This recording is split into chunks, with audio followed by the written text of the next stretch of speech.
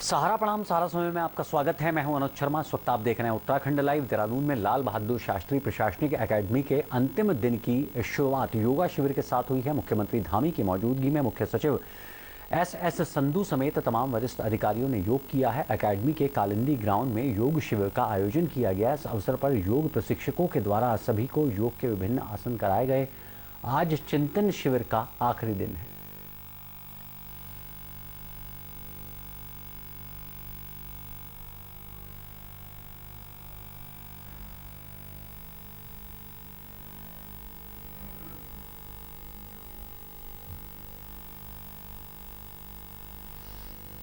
और ताज़ा अपडेट के लिए हमारे साथ जुड़ रही हैं हमारी एसोसिएट एडिटर देहरादून से ज्योत्सना। आज आखिरी दिन है इस चिंतन शिविर का। अब तक किन किन विषयों पर चिंतन किया गया और जिन विषयों को इस पूरी बैठक के दौरान, इस शिविर के दौरान उठाया गया, उसके समाधान के लिए क्या कुछ सुझाव अब तक सामने आए हैं? देखिए अनुज, ये 3 दिन का चिंतन शिविर लाल बहादुर शास्त्री अकादमी मसूरी में चल रहा है। मसूरी में आप कह सकते हैं कि उत्तराखंड की सरकार वहां पर मौजूद है, यानी कि ब्यूरोक्रेसी का टॉप टू बॉटम जो अधिकारी है वो वहां पर मौजूद है। सभी सचिव, प्रमुख सचिव, मुख्य सचिव की अगुवाई में वहां मौजूद है। सभी जिलों के जिलाधिकारी वहां मौजूद हैं।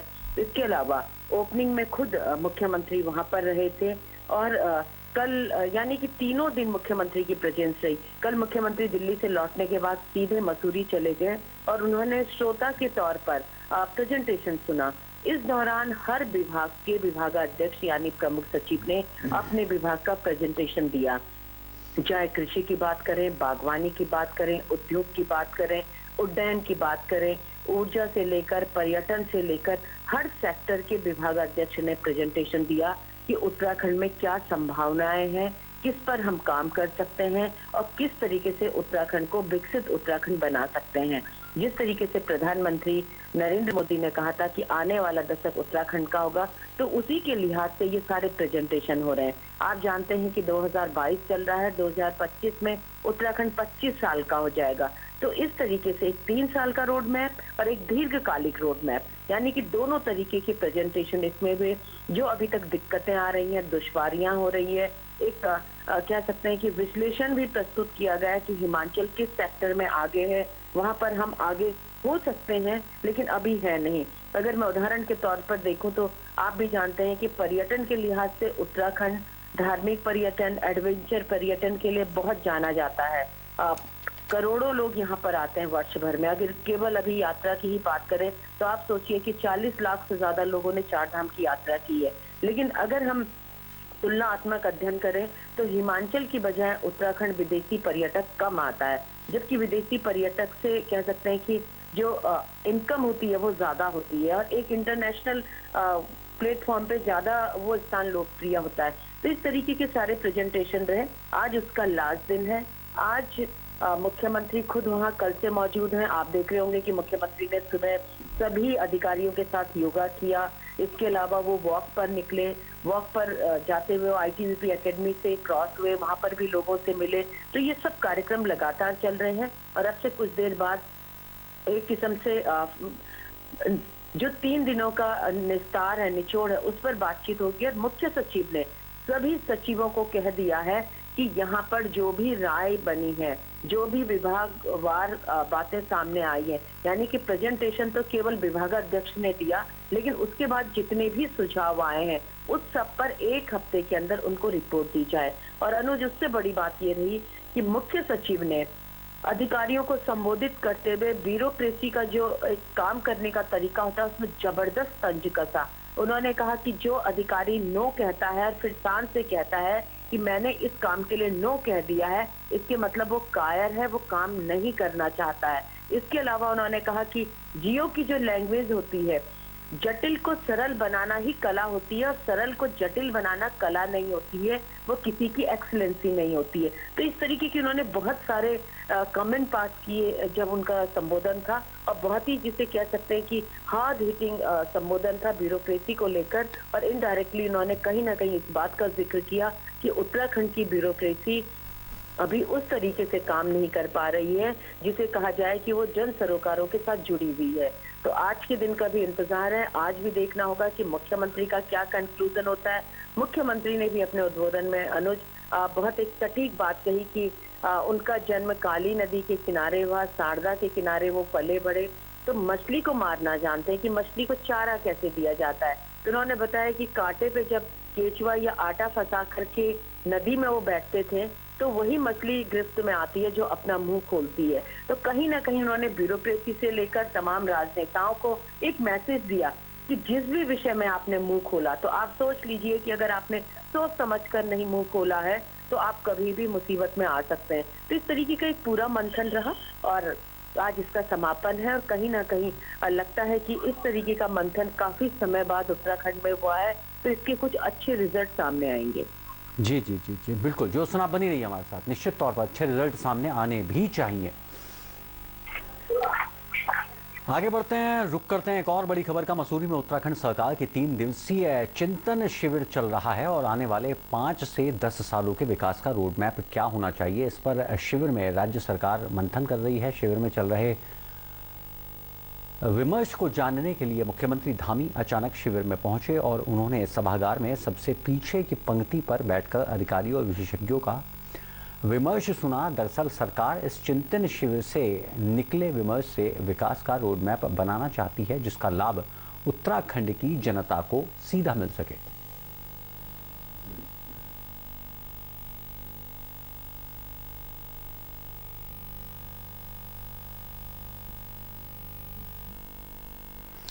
मसूरी में चल रहे उत्तराखंड सरकार के चिंतन शिविर पर हल्द्वानी से कांग्रेस विधायक सुमित हृदयेश का कहना है कि यदि राज्य के विकास को लेकर सरकार गंभीर है तो जमीन पर काम दिखना चाहिए। चिंतन शिविर से यदि कोई ठोस निर्णय नहीं निकलता तो फिर ऐसे शिविर का कोई फायदा नहीं है।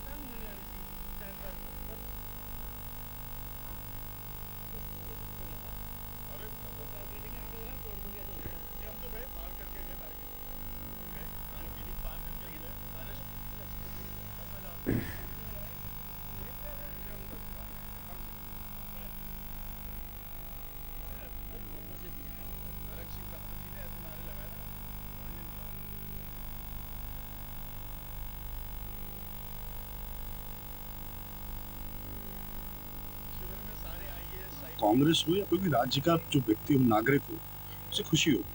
चिंतन शिविर अच्छी बात है, चिंतन शिविर हो रहा है, चिंतन हो रहा है, मंथन हो रहा है। नतीजा क्या आएगा आने वाला समय बताएगा। आने वाले समय में फिर इसका चिंतन और मंथन होना चाहिए कि ये जो शिविर लगा है इसमें कोई ऐसी बातें हुई हैं, कोई उत्तराखंड के भविष्य के लिए ऐसी कोई नई नींव रखी गई है, नई सोच लाई गई है जिसको जमीन पर उतारा जाएगा। अगर जमीन पर नहीं उतारा जाएगा तो चिंतन और मंथन दिखाने के लिए, दिखावे के लिए अच्छा है। लेकिन मेरे को ये लगता है फिर भी क्योंकि सबसे हमारे होनहार जो अफसर हैं, प्रदेश के जो एसेट हैं, उन पे बड़े गहरी चर्चा हुई है, तो मेरे को भरोसा है कि अवश्य कुछ अच्छा निकल के आएगा। लेकिन देखना ये, देखिए, चिंतन कर लें, शिविर कर लें, सब कर लें, राजस्व, रेवेन्यू की सोर्सेज कहाँ से आएंगी ये पुनर्जीवित करनी पड़ेंगी और कहीं दूर जाने की जरूरत नहीं है। ये जो चिंतन शिविर हुआ है, जितने अधिकारी हैं इन्हें हिमाचल के 1 महीने के दौरे पर भेज दीजिए। हिमाचल में आप देखिए पहाड़ों में बसावट है, पलायन नहीं है। पहाड़ों से जो लघु उद्योग हैं, बड़े उद्योग हैं, छोटे उद्योग हैं, सब संचालित हो रहे हैं। और एक बार फिर से हमारे साथ जुड़ी हुई है हमारी एसोसिएट एडिटर ज्योत्सना। ज्योत्सना, जाहिर तौर पर देखिए ये कहना बिल्कुल ठीक है कि चिंतन शिविर से यदि कोई ठोस कुछ नहीं निकलता, कोई कंक्लूजन नहीं निकलता, कोई सॉलिड आपके पास आइडिया नहीं निकलता जिसके जरिए आप राज्य के विकास को, जिस आइडियाज़ को आप शामिल कर पाएँ, तो ऐसे चिंतन शिविर का कोई फ़ायदा नहीं है। ये कहना बिल्कुल ठीक है, लेकिन बावजूद इसके इस तरह के चिंतन शिविरों पर विपक्ष का कोई बयानबाजी ये भी ठीक नहीं है। हर पार्टी अपना अपना चिंतन शिविर करती है, जाहिर तौर पर दूसरे उस पर कटाक्ष करते हैं या नहीं करते अपने स्वविवेक पर निर्भर है। लेकिन ये भी सच है कि चिंतन शिविर से कुछ ऐसा ठोस बाहर निकलना चाहिए जिसके जरिए कहा जाए कि हाँ, 3 दिन के तमाम ब्यूरोक्रेसी को साथ लेकर, तमाम दिन की पूरी कैबिनेट को साथ लेकर, तमाम अधिकारियों को साथ लेकर हमने यदि चिंतन किया है तो हम ये रोड मैप लेकर मसूरी से नीचे देहरादून वापस लौटे हैं और उस रोड मैप पे हम काम करेंगे। देखिए अनुज, अगर मैं बात करूं सुमित हृदय, आप जानते हैं कि सुमित हृदय स्वर्गीय इंदिरा हृदय के बेटे हैं और कहीं ना कहीं माँ के सामने उन्होंने बहुत सारी चीजों को सुना होगा, देखा होगा। उत्तराखंड के विकास को लेकर के बहुत एक्टिव विधायक भी हैं, जुझारू भी हैं, पढ़े लिखे हैं, समझ रखते हैं चीजों की। तो उनका ये कहना तो बिल्कुल सही है कि जो चिंतन हो रहा है उसका निचोड़ भी सामने आना चाहिए। अगर आप चिंतन कर रहे हैं तो चीजों को देखें, अगर आप तुलनात्मक अध्ययन कर रहे हैं तो कहाँ कमी रह गई है उसको दुरुस्त करें। ये बात अपनी जगह सही है, लेकिन दूसरा पक्ष अगर देखें तो ये पहली बार हुआ है कि पूरी ब्यूरोक्रेसी एक साथ बिल्कुल अलग बैठी है, न सचिवालय में न देहरादून में, बल्कि यहाँ से दूर। और 3 दिनों से सभी अधिकारी चिंतन शिविर में डटे हुए हैं।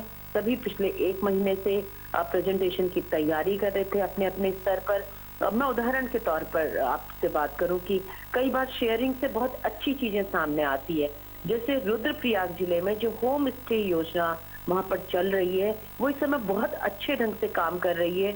वहां के जो जिला अधिकारी थे उन्होंने बहुत ही इनोवेटिव तरीके से इसे लिया, यंगस्टर को अपने साथ जोड़ा, युवाओं को रोजगार मिला, पुराने घर जो वीरान पड़ गए थे वो आबाद हो गए, लोगों को पुराने पहाड़ी घरों में रहने का मौका मिल रहा है। अब आप सोचिए कि आप और हम जो टिपिकल पहाड़ी घर होते हैं पत्थर और लकड़ी के बने हुए, वो देखने के इच्छुक होते हैं बहुत सारे लोग देश में, और उसमें स्टे भी करना चाहते हैं। तो ऐसे में एक ऑप्शन उनको दिया गया और इस वर्ष की यात्रा को देखते हुए एक बहुत अच्छे नतीजे सामने आए हैं। इसके अलावा जो ट्रैकिंग एरिया है जहाँ पर कोई कंस्ट्रक्शन नहीं हो सकता था, पर्यावरण मानकों के चलते नहीं हो सकता था, लेकिन गांव वहां पर पुराने थे और वो बेजार हो गए थे, यानी कि वहां से पलायन हो गया था। उन्हीं घरों को रिनोवेट करके जो ट्रैकर्स हैं उनको रहने की सुविधा दी गई, उनको टेंट के बजाय एक पक्की छत मिली। तो इस तरीके की कोशिशें की गई जिसे पूरे कह सकते हैं कि चिंतन शिविर में अप्रिशिएट किया गया। और बाकी जिलों ने भी उसके बारे में राय जानी कि किस तरीके से आप लोगों ने इस पर काम किया, कैसे लोगों को जोड़ा, कैसे एग्जीक्यूशन में लाए। इसी तरीके से अगर नैनीताल की बात करें, नैनीताल को आप जानते हैं कि टूरिस्ट के लिहाज से बहुत खूबसूरत जिला है ये, चाहे हम नैनीताल की बात करें, मुक्तेश्वर, भवाली से लेकर के भीमताल, नौखुचिया ताल, सब कुछ यहाँ पर है। लेकिन वहाँ के जिलाधिकारी ने एक नया इनोवेशन वहाँ पर किया, क्लस्टर वाइज खेती, यानी कि एक जगह केवल फ्लावर जोन बना दिया, फ्लोरिकल्चर जोन बना, तो कहीं पर केवल सेब की खेती, तो कहीं पर केवल आलू की खेती। तो इस तरीके से क्लस्टर वाइज वहां पर जब खेती की शुरुआत की गई है तो उसके नतीजे बहुत अच्छे आए हैं, क्योंकि आपको मार्केट एक साथ मिल रहा है। अगर बहुत बड़ी ज्यादा संख्या में ज्यादा मात्रा में उत्पाद होता है तो जो खरीदार है वो वहीं पर मौके पे आते हैं, आपको ट्रांसपोर्ट के लिए भी इधर उधर नहीं भागना पड़ता। तो उसके भी बहुत अच्छे नतीजे आए हैं और धीरे धीरे सेब की वो वैरायटी भी वहां पर लगनी शुरू हो गई है जो लो हाइट में लगती है। कीवी का बहुत अच्छा उत्पादन होने लगा है। इस तरीके से बागवानी, सब्जियों को लेकर भी अच्छा काम होने लगा है। तो इस मामले में भी शेयरिंग हुई है। लेकिन ये बात बिल्कुल सही है कि इतना गंभीर मंथन हुआ है, मुख्यमंत्री ने खुद 3 दिन दिए हैं, उसके नतीजे अच्छे आने चाहिए। और खास तौर पर उत्तराखंड की आर्थिक स्थिति सुधारने के लिए यहाँ पर राजस्व स्रोत बढ़ाने की बहुत सख्त जरूरत है। तो उस पर किस तरीके से आगे काम होता है ये तो देखने वाली बात होगी। और बिल्कुल विपक्ष है, विपक्ष की भी नजर है कि आखिर इस चिंतन से क्या निकलता है।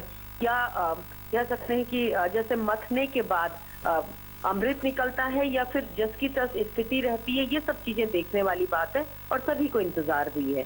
जी जी बिल्कुल बिल्कुल। ज्योत्सना आप बनी रही है हमारे साथ। रुक करेंगे एक और बड़ी खबर का। 21 नवंबर को प्रीतम सिंह के सचिवालय कूच और प्रदर्शन के बाद प्रीतम सिंह समेत कई कांग्रेस कार्यकर्ताओं पर देहरादून में मुकदमा दर्ज किया गया है। कांग्रेस नेता गरिमा महाराज दोसानी का कहना है कि पार्टी नेताओं के खिलाफ मुकदमा ये बताता है कि बीजेपी विपक्ष की आवाज को दबाना चाहती है। सोई सरकार को जगाने के लिए विपक्ष को धरना प्रदर्शन का अधिकार है, लेकिन बीजेपी का ये नियम हो गया है कि जो भी उसके खिलाफ बोलेगा उसका दमन किया जाएगा।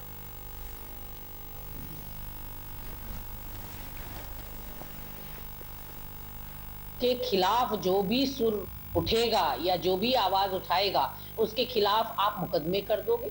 ये संविधान ने अधिकार दिया है विपक्ष को कि वो धरने प्रदर्शन करे, जुलूस करे, कैंडल मार्च करे, राज्यपाल महोदय के पास जाए, विधानसभा घेराव करे, सचिवालय घेराव करे, ये संवैधानिक अधिकार है हम लोगों का। ऐसे में आप कहीं ना कहीं अपने विरोध में उठने वाली हर आवाज को दबा देना चाहते हैं और तानाशाही रवैया अपना रहे हैं। इस पूरे प्रकरण की मैं निंदा करती हूं जिसमें आपने हमारे साथियों पर मुकदमा दर्ज किया है। और इस खबर पर भी ज्योत्सना हमारे साथ जुड़ी हुई हैं राजधानी देहरादून से। ज्योत्सना, जिस तरह की तस्वीरें सामने आई थी उसमें यह दिखाई दे रहा था कि प्रीतम सिंह के नेतृत्व में तमाम कार्यकर्ता सचिवालय की ओर कूच कर रहे हैं और कुछ जगह ऐसी थी जहां पर पुलिस ने भी जो आमने सामने के टकराव की स्थिति थी उसको टाल दिया था।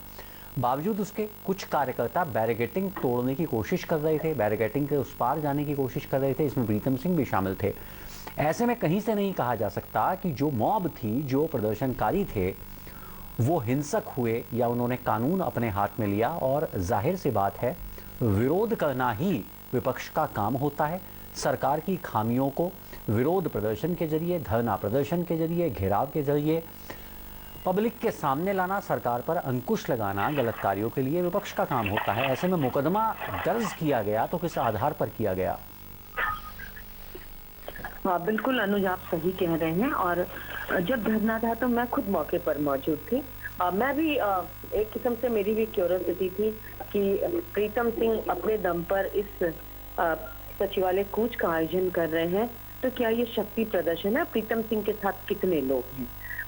मैं खुद बैरिकेटिंग के सामने मौजूद थी और हमने देखा कि अगर कांग्रेस के इंटरनल पॉलिटिक्स में देखें तो प्रीतम सिंह ने अपना दमखम दिखाया, अपनी शक्ति दिखाई।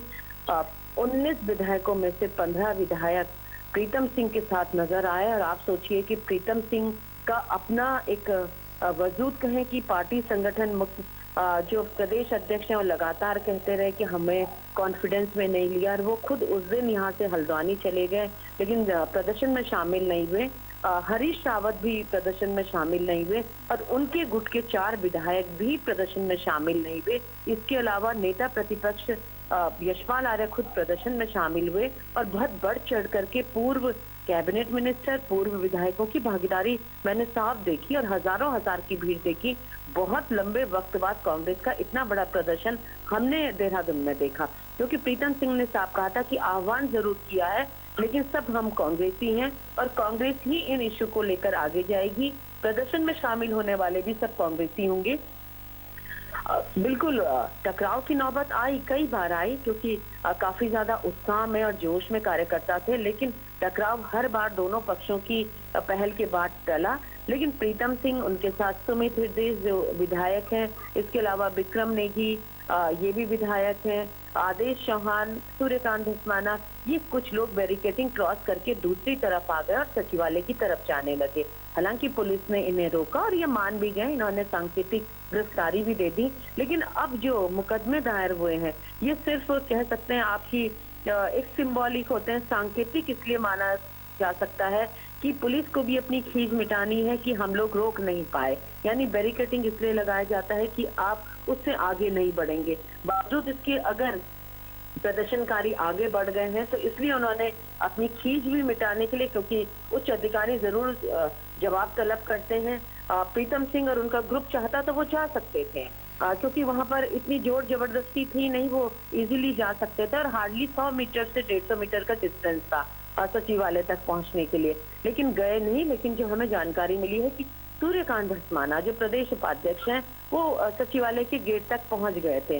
तो इन सब चीजों को देखते हुए ये एक कह सकते हैं कि स्वाभाविक कार्रवाई है। और हालांकि जिस तरीके से कांग्रेस कह रही है उसका अपना कहना भी ठीक है कि हमने कहीं उग्र प्रदर्शन नहीं किया, कहीं हमारा सचिवालय कूच का ऐलान था और सचिवालय कूच ही जा रहे थे, उससे आगे कहीं भी नहीं गए हैं।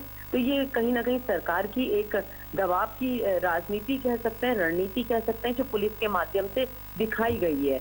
लेकिन प्रीतम सिंह का भी कहना है कि उन्हें कोई डर नहीं है। अब सरकार या पुलिस उनके खिलाफ कितने भी मुकदमे दर्ज करवा ले, वो जनता की आवाज को उठाते रहेंगे। जी बिल्कुल बिल्कुल, आप पूरी खबर पर निगाह बनाए रखिए। तमाम अपडेट्स के लिए आपके पास लौटेंगे ज्योत्सना। फिलहाल आपका बहुत बहुत शुक्रिया।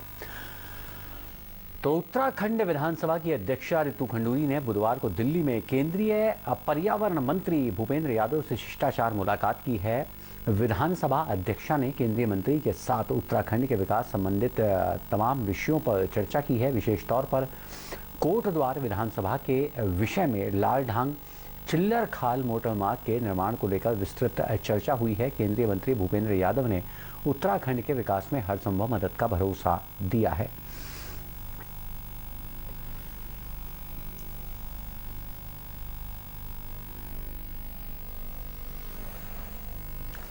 यहाँ वक्त हो चला एक छोटे से ब्रेक का। ब्रेक के उस पार भी खबरों का सिलसिला जारी रहेगा। आप चलते रहिए सहारा समय के साथ।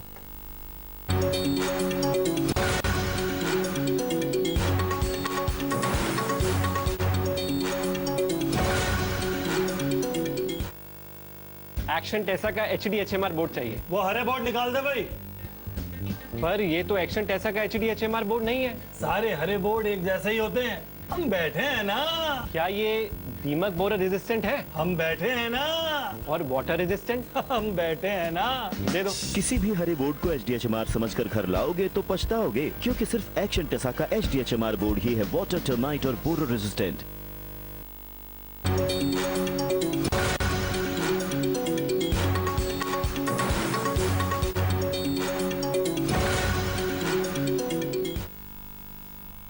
उत्तराखंड कांग्रेस के भीतर जबरदस्त कलह मची हुई है। ये कहना है बीजेपी नेता विपिन कैंथोला का। बीजेपी का कहना है कि उत्तराखंड कांग्रेस में परिवारवाद चल रहा है और इसी परिवारवाद के चलते कांग्रेस अंतरकलह से जूझ रही है। कांग्रेस के नेता अपनी तरह से शक्ति प्रदर्शन कर आला कमान को अपनी अहमियत बता रहे हैं। पार्टी है न संगठन है।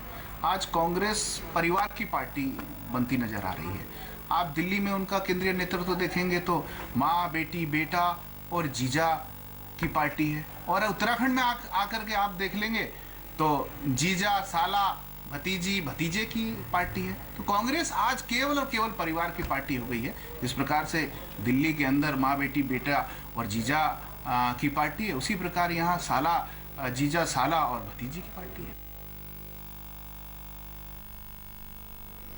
उत्तराखंड में त्रिवेंद्र सिंह रावत और उमेश कुमार मामले में सुप्रीम कोर्ट में दायर SLP मामले में नया मोड़ आता हुआ दिखाई दे रहा है। वो उमेश कुमार पूरे मामले में त्रिवेंद्र सिंह रावत से समझौते के मूड पर हैं। इस पर कांग्रेस के सवाल खड़े किए हैं। कांग्रेस प्रवक्ता गरिमा महाराज दौसानी का कहना है कि कल तक के ध्रुव विरोधी यदि अब दोस्त बनते हैं तो ये अपने आप में बड़ा सवाल है।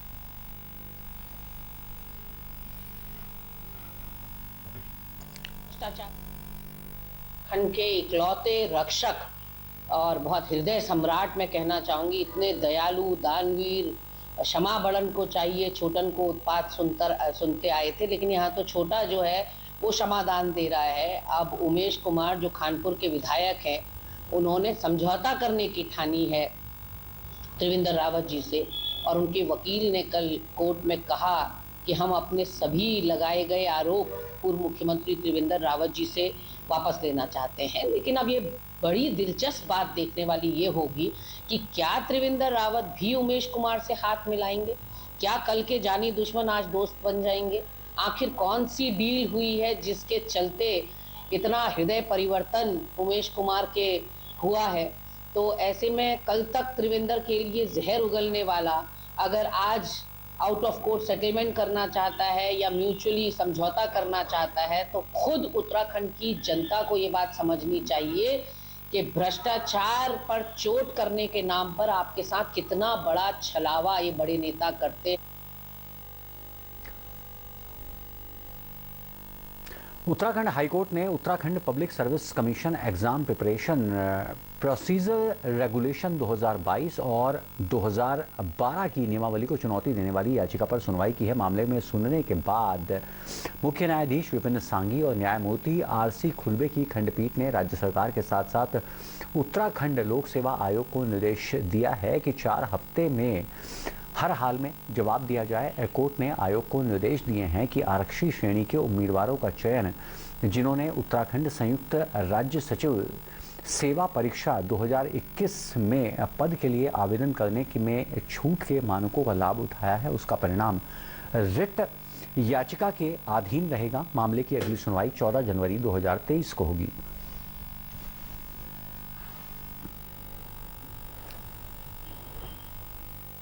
उत्तराखंड पब्लिक सर्विस कमीशन ने अपने 2012 और 2022 के जो रूल्स एंड रेगुलेशंस बनाए हैं उसमें ये मेंशन किया है कि अगर रिज़र्व कैटेगरी का कैंडिडेट फॉर्म भरता है और वो रिलैक्स स्टैंडर्ड्स के साथ अपीयर होता है एग्ज़ाम में, वो उसके बावजूद भी उसको अनरिजर्व सीट में कंसिडर किया जाएगा। हमने ऑनरेबल कोर्ट के सामने ये प्लीड किया है कि गवर्नमेंट ऑफ इंडिया की जो रिजर्वेशन पॉलिसी है और जो उत्तर प्रदेश रिजर्वेशन एक्ट 1994 है, दोनों में ही ऐसी कोई व्यवस्था नहीं है, या रादर गवर्नमेंट ऑफ इंडिया की जो रिजर्वेशन रूल्स हैं उसमें ये स्पेसिफिक है कि अगर रिलैक्स स्टैंडर्ड्स जैसे एज में अगर रिलैक्सेशन लिया है, मार्क्स में लिया है, एलिजिबिलिटी में लिया है, तो ऐसे कैंडिडेट अनरिजर्व कैटेगरी में सिलेक्शन नहीं पाएंगे, भले ही उनके मेरिट में हायर मार्क्स क्यों ना हो। वो सिर्फ अपनी ही कैटेगरी में उनका रिजर्वेशन वाली कैटेगरी में सिलेक्शन होगा। तो फिलहाल इस बुलेटिन में इतना ही। ताज़ा तरीन खबरों के लिए आप लॉगिन कर सकते हैं हमारी वेबसाइट samalive.com। सहारा बनाम।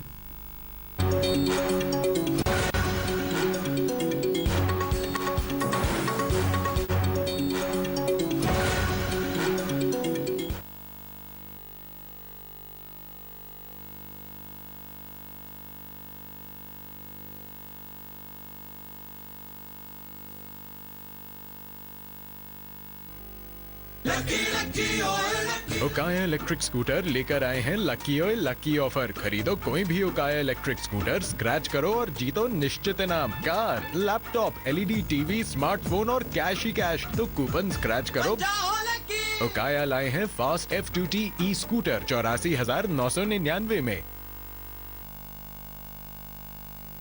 भारतीय जनता पार्टी के लिए मेरा जो परिश्रम है या मेरे कार्यकर्ताओं का जो परिश्रम है वो इस गठबंधन को मजबूत करने के लिए है। पंडित दीनदयाल उपाध्याय ने जो सपना देखा था भारत का, क्या आपको लगता है कहीं साकार हो रहा है? माननीय अमित शाह जी के आने के बाद हिंदुस्तान का परिदृश्य बदल गया है। आपको लगता है कि इस तरह राजनीति में जो साधु संतों का आगमन ज्यादा हो रहा है तो उचित है? मैं इसको प्रारब्ध भी मानती हूँ। जो प्रारब्ध में होगा, चाहे सन्यासी हो चाहे गृहस्थ हो, उसका वो काम करना पड़ेगा। तो मौर्य जी, हम माने कि उत्तर प्रदेश में जो सपना था उत्तम प्रदेश बनने का, वो पूरा हुआ। अर्थव्यवस्था हो, चाहे निवेश हो, चाहे सुशासन हो, चाहे गुंडे अपराधियों के खिलाफ, माफियाओं के खिलाफ कार्रवाई हो, हमारे क्षेत्र में आगे बढ़ रहे हैं। बेशक राजनीतिक हस्ती हो या हो समाज की कोई शख्सियत, जारी है संवाद।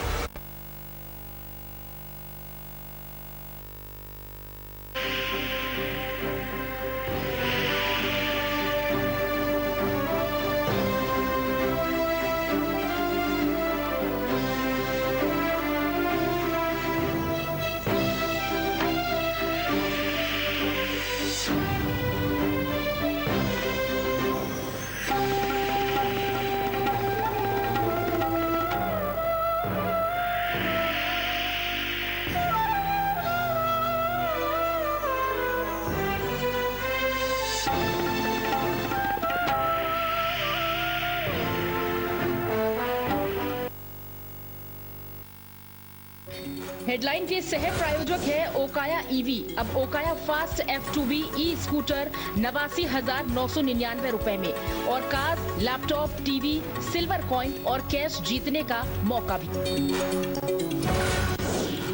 योगा से हुई मसूरी में चिंतन शिविर के आखिरी दिन की शुरुआत मुख्यमंत्री धामी की मौजूदगी में मुख्य सचिव एस संधू समेत तमाम वरिष्ठ अधिकारियों ने किया योग।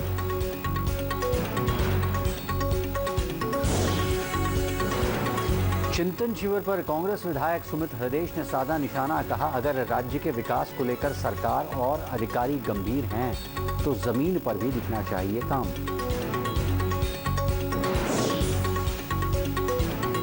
सचिवालय कूच करने पर देहरादून में कांग्रेस नेता प्रीतम सिंह समेत कई पार्टी कांग्रेस नेताओं पर केस दर्ज। कांग्रेस का बयान, विपक्ष की आवाज दबाना चाहती है बीजेपी।